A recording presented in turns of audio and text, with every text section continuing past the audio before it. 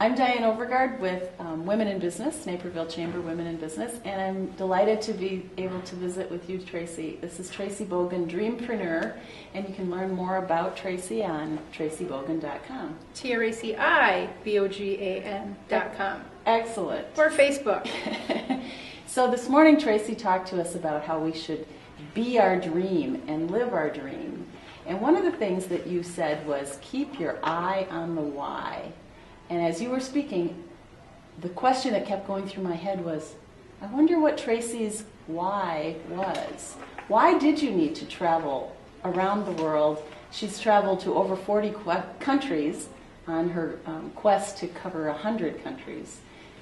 Why did you need to do this? As I mentioned, I was living in Hawaii for 10 years, working for a world-renowned plastic surgeon, and I got caught up in the trappings of having that successful career and being in the environment of movie stars and celebrities and having a roommate who was a publicist, that I just got exposed to that lifestyle and I was off track. And so when I looked in the mirror and asked myself, what do I want? What do I really, really, really want? My answer was to go around the world to find myself and find my role and my purpose in the world. And it did take a whole journey around the world for me to discover all that. And when I came home, I knew I grew into who I was. I grew congruent with my own truth, my own femininity, my own womanhood, my own life's purpose, which is to empower millions of people to achieve their goals, fulfill their dreams, and live a life of purpose so they can have, do, and be more than what they believe is possible. Wow. And your presentation was so inspiring. It was funny, it was engaging, and at the end of the breakfast, I don't know if you noticed, but no one wanted to leave the room. People had made connections with people at their breakfast table, and you just did inspire us all to be better people.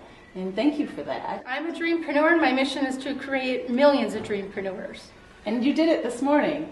So, did you think that you achieved your why? I came home knowing my why, and I'm still growing into it. You know, every place I go speak, every place I go travel, I do my very best to give more than I take from every person that I meet, and to hug every person I meet, and to empower and inspire every person that I meet to be more than who they think they are and than what they already are. So I'm still growing, I'm still learning. I love it, I love it. And you teach classes and you do a lot of speaking engagements, and so I'm sure you've met many people who uncover their own why. I'm interested to know, what are some of the examples of the why that other people have found? That's a great question. The biggest why, the common denominator I found with many people, is most people don't believe they can do it. They don't have self-worth or self-confidence about themselves, and like with me, in my story with Dr. Jean Smith, who gave me permission to dream, a lot of people have never had permission to dream, and that's what I do. That was my hope and my inspiration for coming here this morning, to reach the women who have a dream but are afraid to dream, and that's giving themselves permission to dream. As I mentioned, tomorrow's promised to no one. We're here for an 80-year dream. Yeah. And make it count, make it fun, make Absolutely. It worthwhile. So could you give me a little background on how this came to be? Yes, I was at my spiritual retreat in India, coming to terms with my own purpose and role in this world and in my life. And Dreampreneur came up and Goal Mastery came up, and I wrote this formula. This is my own personal formula, Goal Mastery. And it's really 6 steps, and I'll just cover these really briefly. It's the decision code, identifying your goal or your dream. The belief code, mastering your thinking. The vision code, writing it, reading it, repeating it, and visualizing yourself living it. The action plan, which is actually working your plan, because this is a plan of action right here.